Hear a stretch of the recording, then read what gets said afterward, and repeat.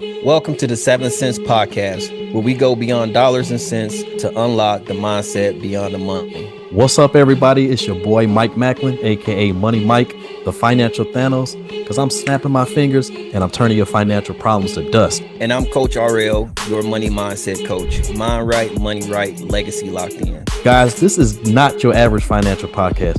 We're breaking down money myths, mindset traps, and economic game plans. We keep it real, raw, and relevant, from micro money moves to macro financial shifts. This is a 7 Cents podcast where your mind meets your money.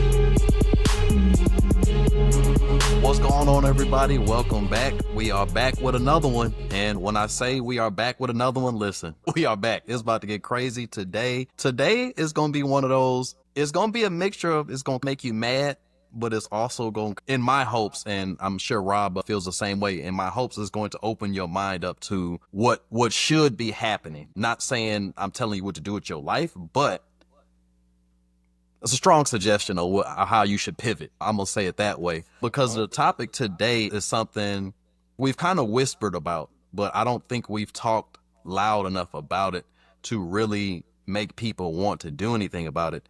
And today, I want to change that. So let's actually get into what we're talking about today. Today, we're going to talk about a very important question, and that is, in America, and I'm using America because I live in America, so this is why I'm saying in America, did slavery really go away? Now, I'm going to let that sizzle for a minute while y'all contemplate this, but I got Rob here with me. We're gonna unpackage this thing a little bit, talk about what this looks like and what we can do. Let's get right into it. The first thing we're going to talk about is, first off, let's talk about what actually in legislation discusses slavery, and that would be the 13th Amendment. And let's talk about that just a smidgen. All right, so the 13th Amendment essentially abolished slavery.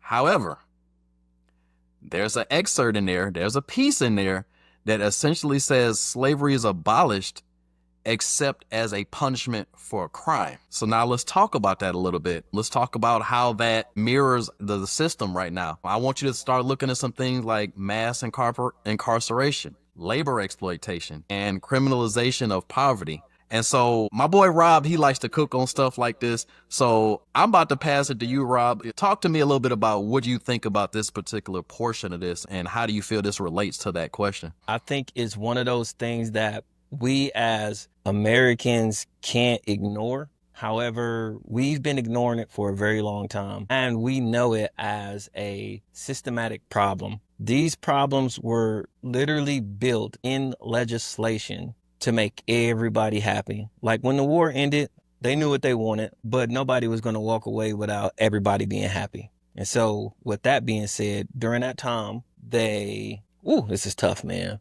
because I'm battling like a little bit of anger, right? But during that time, when they abolished slavery, they then started to essentially, and it's been going on forever at this point, criminalizing being black. And then let me open it up to the realization, and it's not all about just being black, but it's about being a minority in America as the time progressed. And so that's why you see now the staggering numbers of minorities that are incarcerated, and then you look at the 13th Amendment and it's duh. Now, what really sickens me about those statistics is if you look at the numbers, and as we go into the podcast, I'll probably bring it up because I probably need to Google it and I don't want to stop and do all of that. But the amount of white people to minorities in America, and then you look at the prison system, and if the criminal system was as fair as it said it wouldn't it make sense that those numbers would emulate each other? So how can you have such a large number of a certain amount of people, and then you get into incarceration and then simply blame it on crime? That's why I say it's systematic, right? So let me break it down a little bit more. Cool. Not only we talk about crime, we talking about the neighborhoods in which these people came from, right? And in certain neighborhoods, and you can call them the barrio, you can call it the ghetto, you can call it the hood, you can call it the favela, you can call it whatever you want in any language. And what it is where they put all of the people they want to fend for themselves outside of the norms we expect to have with the freedoms that we're supposed to have in this country. And I don't want this to sound like too sad of a episode. What I wanted it to be is more of an enlightened episode. This part of the reorganized slavery we know, and I ain't gonna call it reorganized. Look at the 13th Amendment, that it is literally slavery. Like, I'm not changing my words. He read it, I read it, and I'm gonna say what I read. I'm not saying nothing I made up. The other piece to this is that people are completely missing a boat on where the concept of where they lie in that position of slavery. Now, the other piece to that is indentured servitude. And if you really start to peel back the onion on the banking system, the credit cards, and let's just say it, all of the debt that you have, all it did is reinstitutionalize indentured servitude. Because at the end of the day, when you paying this money back, and also even looking at the prices of items, and let me cook, bro. Go ahead, man. Do your thing, Let bro. me cook. I know how you like to get, so go ahead and do your thing, man. So I had so many people at my neck when I posted one little post on TikTok, and I had people at my neck and I remember angry and upset. And the one thing that I seen that was completely consistent in their response was, this is America. This is how it is. And the other piece is, you have to survive. You have to survive? Are you serious? Land of the free, home of the brave, full of fucking survivors. Doesn't make sense to me, bro. Doesn't make sense to me. No. And so I understand that this country is built on that systematic method of having their workforce be the people and yada, yada, yada. Call it what you want to. The fact of the matter, what I want to bring to everybody's attention is there is a different way. You don't have to do it the good old American way. And I think a lot of our episodes have stated that, but that's what I really want to get out of this today, just to look how we are in survival mode. You're literally working 8, 12, 16 hours a day. I know people with 6 hour, day work week, 7-day work week, swing shifts. And y'all are just y'all, because I ain't gonna say y'all, because I'm in the same boat. We are really just working to, okay, maybe I'm not in that boat, working to survive. I'm not trying to survive. I'm trying to thrive. And I am thriving. I'll say that. I am thriving. Although I do work a lot of these hours. Yeah. Although I work a lot of hours, I enjoy that part of my regular person job. But when I get into my business and entrepreneurship and then investing and trading and things of that nature, that's go time for me. What's the movie? Have you ever seen this movie? It's called, I got to Google it. I think it's called Idiocracy or something like that. I think I know what you're talking about. Yeah. Idiocracy, I think is what's called. Idiocracy. Yeah. That's kind of how I feel like, oh man, that movie did too well of what the times look like now, because people are literally going at home, sitting, watching TV. I remember the one thing about the movie is everybody was drinking Gatorade instead of water.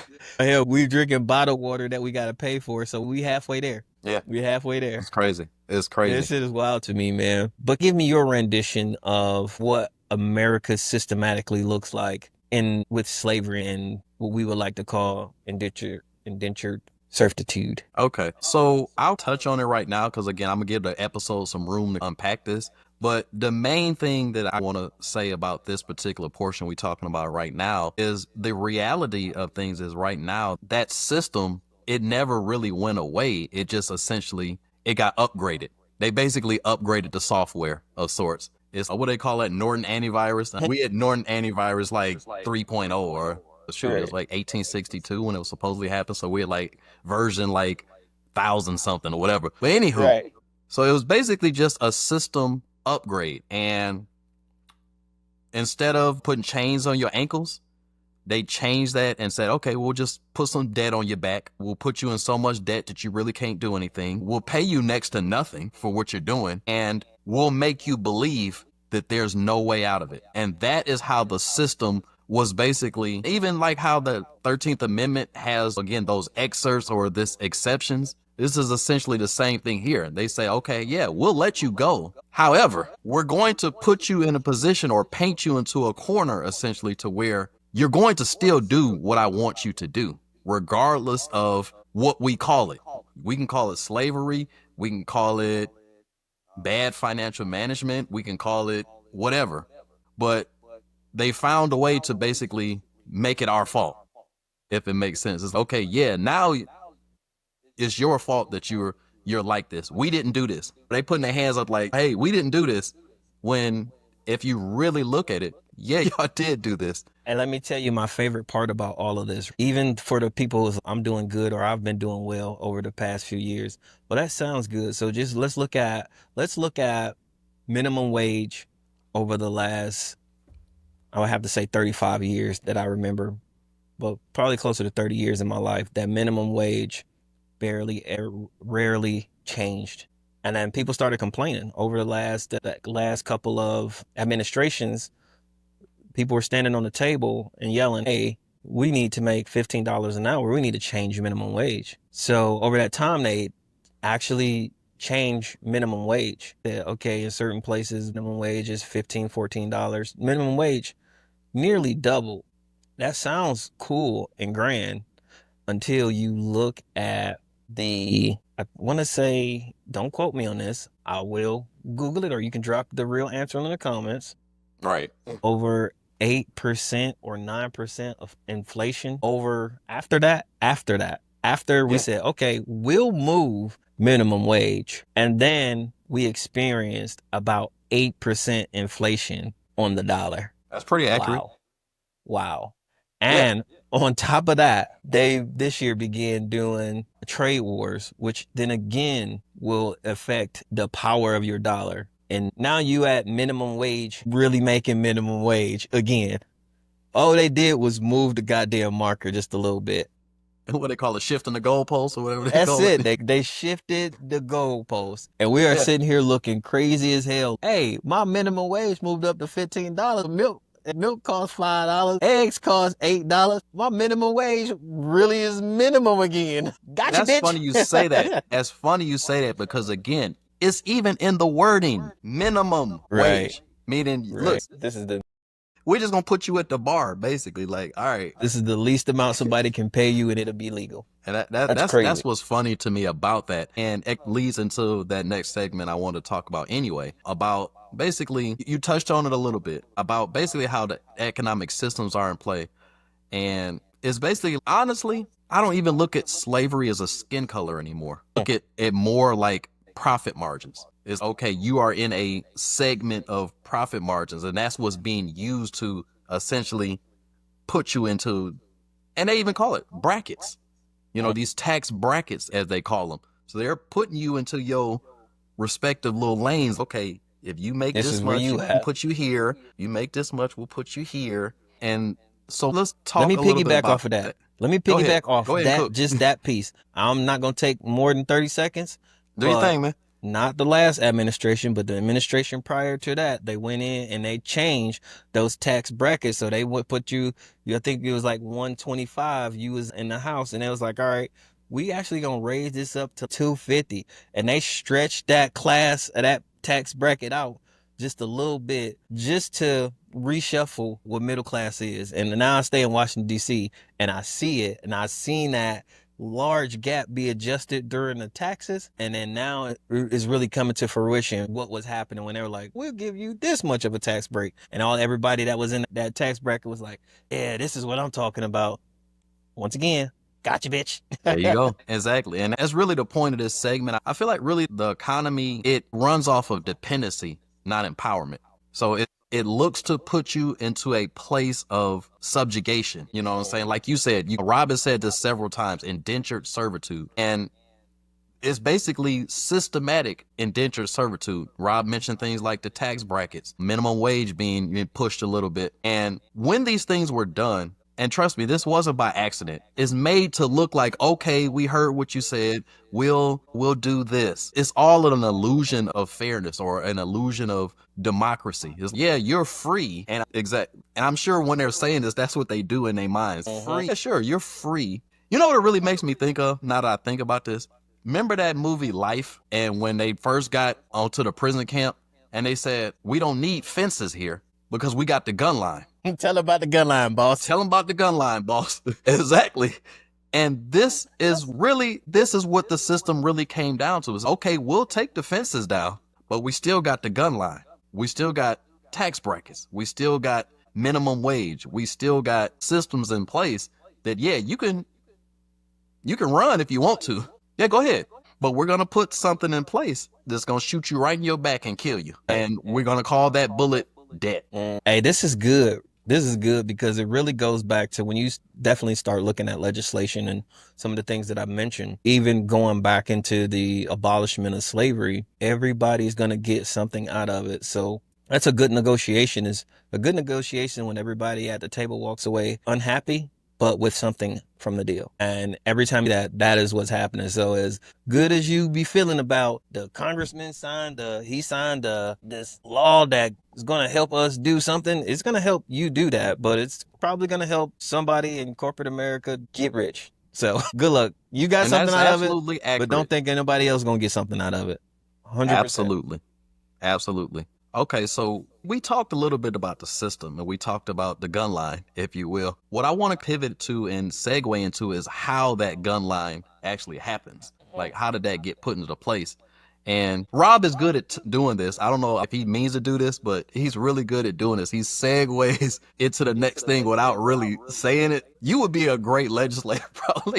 Let me write this into here. But so he started segueing into this, and I think I helped him do it too with the gun line thing. But I want to talk about how the mental aspect of slavery comes into play, how strategic mental attacks are happening that again, put you into that bubble that they need you into in order to still fit into the slavery thing. Because again, the goal was never to just let this completely go. It was like, okay, again, like Rob says, let's come to the negotiation table and let's make everybody feel happy. Let's massage some shoulders and let's get some of that tension out of you. But yeah, of course, yeah, we'll let you go.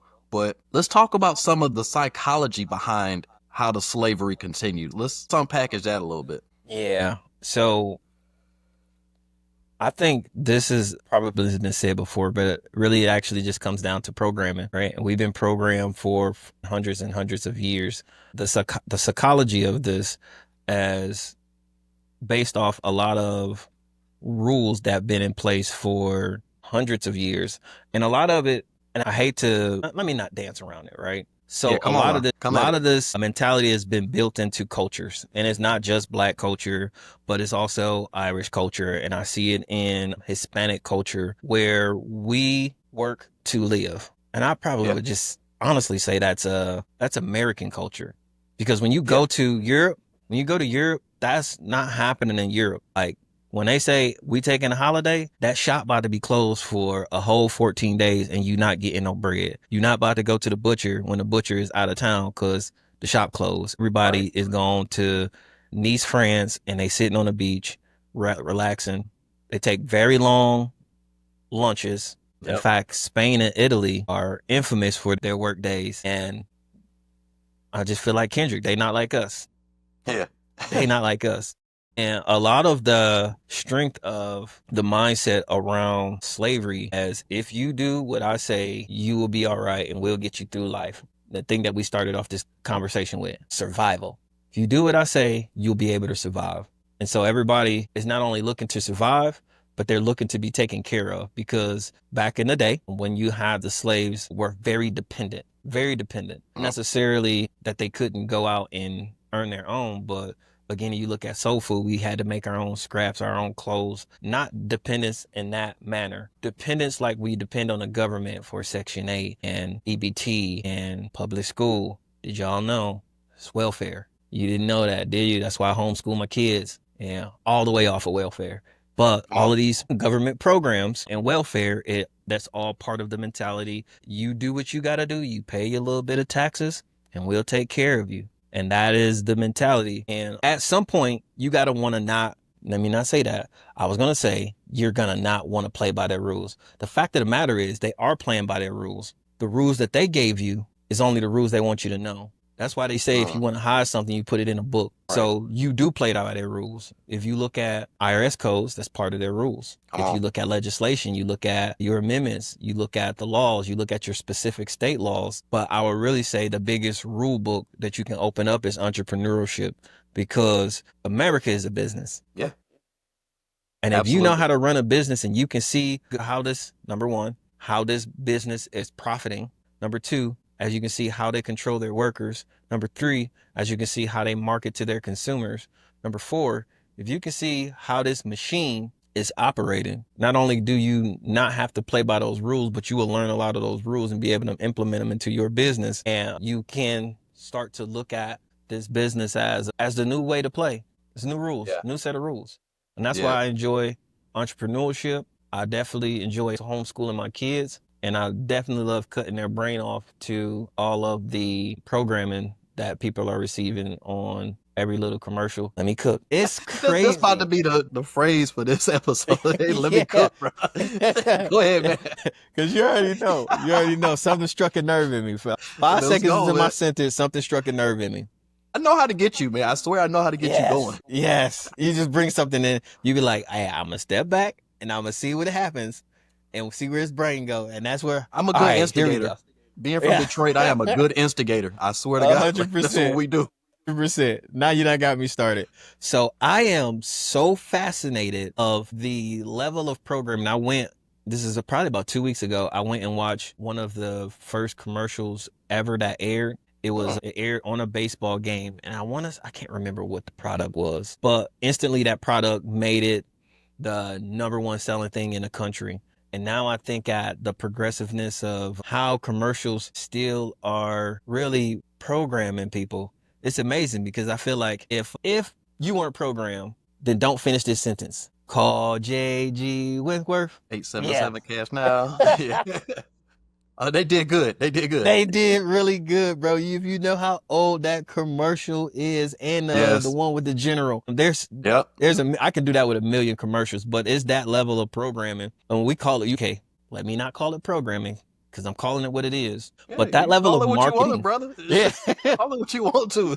Yeah, that level of marketing is amazing. Yeah. And you don't know how you've been marketed to. You've been marketed to your entire life, and not just commercials. Like I say, the transition of that first commercial I seen to J.G. Wentworth, call 776 cash now, whatever the numbers is. But everybody 776 cash now. Right. You want to sing it, but at the end of the day, what I'm saying is the way that you market something to someone is you have them hear it consistently over and over again. And then when they actually are on a trajectory to do what it is, hey, I'm trying to buy car insurance. And when you think of car insurance, the first couple of things you think of is Progressive because of their cool ass commercials. You think of the Geico because they're cool ass commercials, and you think of them cool ass State Farm Jake from State Farm got you thinking about. Like, those are the things that pop up in your head. There's probably cleanly, easily over 100 plus, maybe in the high hundreds of car insurance agencies. And by the way, I always got to throw in a shameless plug. If you want to look at getting a quote for your car insurance, I can do that for you. Just go ahead, link me at yourmoneygo.com, and I will definitely do a car quote for you. I am not a PNC agent, but I do have agents that will be able to do that for you. Just want to plug that in there. But the level of marketing that's happening, where they consistently put things in your head subconsciously and make it fun and make it cool, they do this in school as well. And so this is why, for me, it's disheartening how we don't have that level of support for trade schools that we do for the kid that goes to college and goes into the great American machine. And the reason that is because those trade schools, they make you a different level of success that doesn't necessarily catapult this country. I think I don't know how many people's heads that's going to go over, but if you go and work for McDonald's, that's cool. If you go work for T-Mobile, that's cool. If you go and work for, I don't know, Charles Schwab, if you go work for JP Morgan, if you go work for Wells Fargo, if you go work for Apple, all of those things, that catapults the country. That's what feeds off of the country. Now, the people in between that's fixing your pipes and building your houses and laying out carpets and floors, that's more of a individual entrepreneurial venture that doesn't necessarily have a place in the growth of this country. So I only say that to say, change your mind, change your money, change your life. Nice. Let me touch on that a little bit as we end this portion of it and segue into my next portion here. These are my thoughts on this. And Rob did a great job of he almost alley-ooped me on this one. Basically, the way that I look at the psychological portion of it is we're basically being treated like children.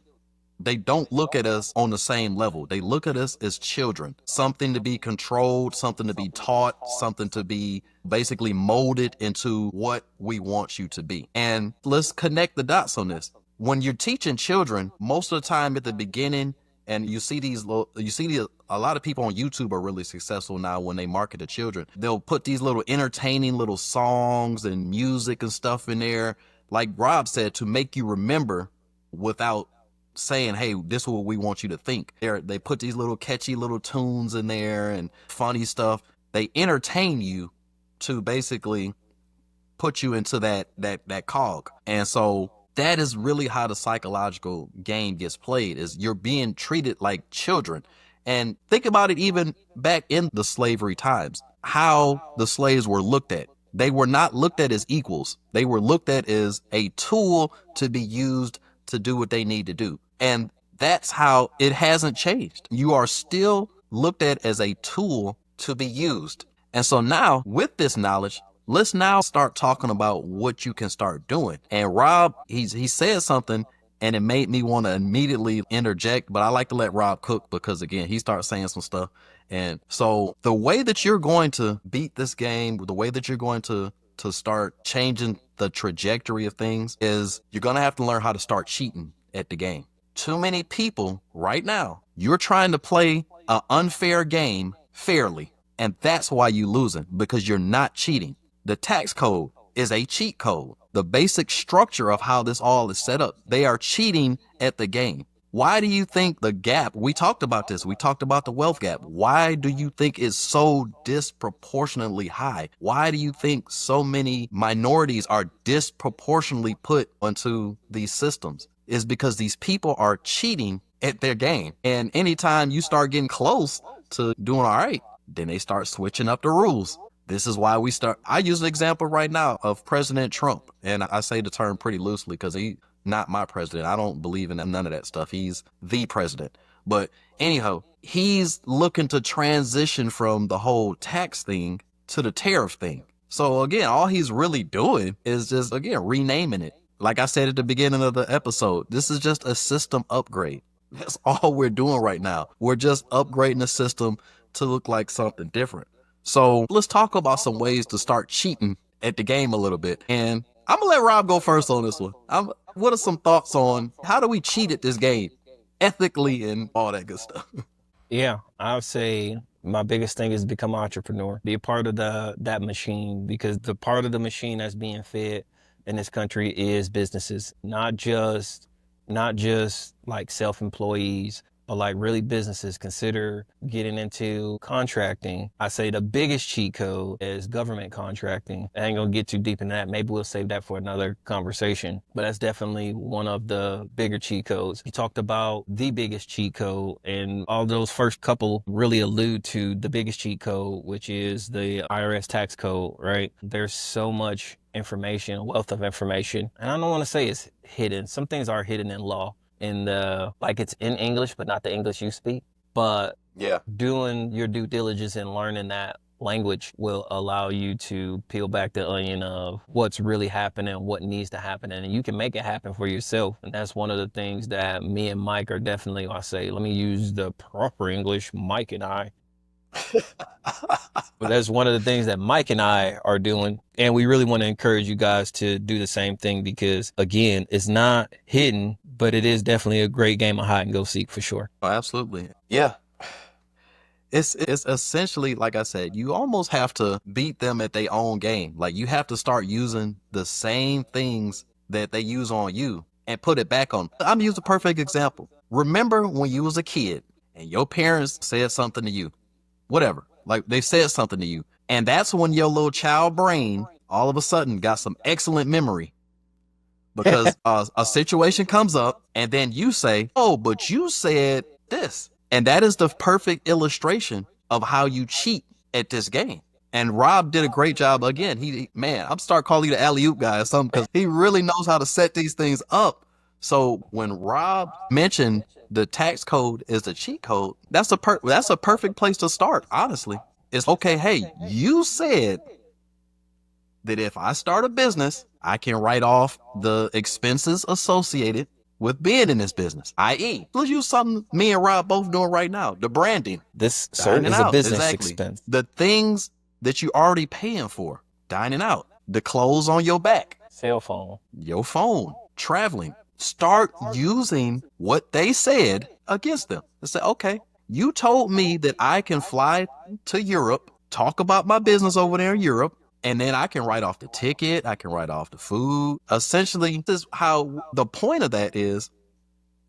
You want to start basically treating the numbers the same way as the wealthy treat the numbers, and the same way of the reality. The reality is, okay, yes, you made, let's use the average cost, not average wage in America is $60,000, somewhere in that neighborhood. So you made $60,000. However, you spent groceries, you spent mortgage, you spent this. The wealthy do the same thing. They say, hey, look, I made $8.9 million this year in my business. However, I spent this. So really, I only made like $11,000 this year. So guess what? You can't tax me. So they've effectively cheated at the game, did the same thing that you're doing, but unfortunately, you didn't get to take advantage because you trying to play the game fair. Oh, the rules say that I'm not supposed to claim this and I'm not supposed to claim this because I'm an employee. You got to start using them words against them. Okay, if they're telling you essentially how you could start changing that trajectory, then do it. And one of the favorite things that I think I said this before, and your parents told you this a long time ago, and it said, don't do what I say, do what I do. And that's really how you play the wealth game against them. How you play the game. It's okay, you telling me go buy a house, go get married, go do this, go this, but you not doing that. So wait a minute, let me look at what you're actually doing, and then I'm gonna do what you do. I'm not gonna do what you say. I'm gonna do what you do. Now, Rob and I both, we actually both have amazing systems that will help you do exactly that. Now, before you come on here saying Money Mike said that I'm gonna teach you how to cheat and do all this, I'm not about to sit here and do nothing that's gonna get you put in jail. I'm not saying we're going to learn how to illegally do things. It's not what I said. I said we're going to learn how to use what's out there in a way that is going to be advantageous to you, just like it is advantageous to the system. So I want to give Rob a little opportunity here to talk on how the GOAT money system does that, and what are some ways that you specifically are out there helping people. And I'm not putting words in your mouth when I say this, but you helping people to cheat. Yeah. Hey, so we actually have two ways to do this, right? So if you are interested in starting your entrepreneurial journey, you can go to thegoatbusiness.com and schedule an appointment with either myself or Kalicia, and we will get you started on your journey. A part of that journey is that we teach you how to use some of these tax codes in order to not only protect your business and protect your business assets, but to ensure that you are properly using the rules that they gave us. The other piece to this is if you just are, I ain't gonna say hell-bent, but you definitely want to be a W-2 employee and you want to figure out how to make your money work for you, go to yourmoneygoat.com and we will look at your finances. We'll do a complete financial audit and we'll let you know what rules that you need to apply to your finances for sure, especially when it comes to debt management as well. Mike, what you got Amazing. cooking?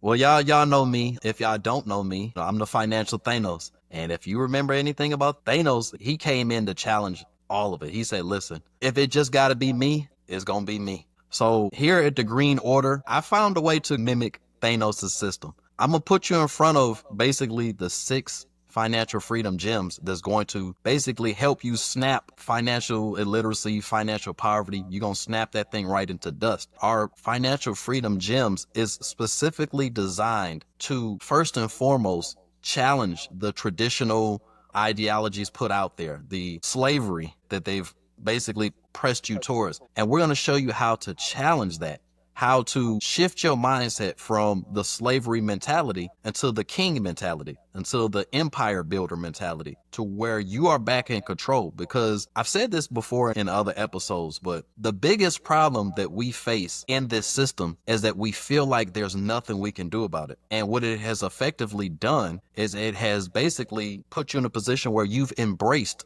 the slavery that you claim to be so against. And so going forward, we want you to fight that. And in the Green Order, that's what it's all about. I'm here to fight this system. I'm here to go against all of it. I'm here to essentially cheat at the game, because guess what? If they not playing fair, why should I? And that may sound extremist, that may sound crazy, but I'm not telling nobody to do anything violent against anybody. I'm not advocating any of that. But at the Green Order, we are advocating taking control of your life and snapping those financial problems to dust. So I hope after watching this episode, after listening to this episode, that the first thing that happens is that you get really mad. Because it's funny, because Rob at the beginning, I felt like he was holding himself back because he was trying to get a little mad at the beginning as he was unpackaging this thing. But that's the whole point.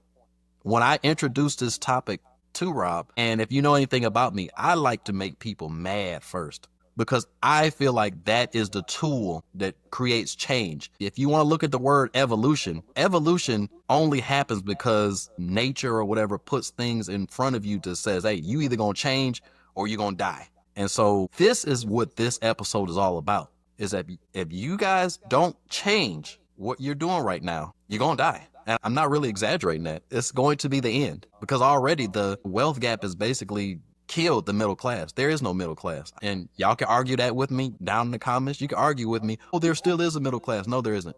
You're either rich or you're poor. That's the reality of it. And so I want you guys mad, and I want you guys ready to do something about this. Rob, I'm gonna let you leave your closing thoughts, and we're gonna come on down for a landing on this. For sure. I would definitely say, even thinking at the beginning of the episode, one of the reasons that I really was frustrated, because I'm going to say something and hopefully I spark a thought of one or two people. But the thing that pisses me off the most is that the majority of the people who even take the time to watch this are going to be upset, like that we're trying to rock the apple cart. But at the end of the day, there's nothing that I'm saying that is far-fetched. And I think for some people, they think it's so far-fetched and so perplexed that it's sad. And I'm coming to terms with it. I had to talk about this, and I'm like, people were calling me crazy. And so I understood, what some of the leaders of our time felt like when they were just saying things that made sense. And people were like, I'm like, this system, the way they got y'all in this system is wild to me. But I really hope y'all enjoyed the episode. I really hope you take some of these things to heart. And I know one day you'll hear what I said and you're going to be mad at yourself that you didn't listen. But I'm okay with it, because just know I'm always going to tell you, change your mind, change your money, change your life. And I'll pass it back to you, Mike, to shut us down, brother. All right, guys. So if you got value from this episode, if something moved within you, I want you to smash that like button, leave a comment below, share this, tell somebody. But more importantly than anything, if you were really moved by this and if this really hit home, do something about it, guys. Do something. Get in touch with Rob, get in touch with me, and let's fix this thing. Appreciate y'all dropping by. 7 cents, we out. Go. You just tapped into the 7 cents, where the mind meets the money and the legacy gets built. It's your boy Money Mike, the financial Thanos, snapping one myth at a time and leaving no financial lies standing. And I'm Coach RL, mind right, money right, legacy locked in. If today's episode gave you game, make sure you rate, review, and share it with someone. Hey, follow us on all platforms and keep the conversation going, guys. DM us your questions, your myths, and your money wins. Until next time, think deeper, move smarter, and keep building. This is the 7 Cents Podcast. We out.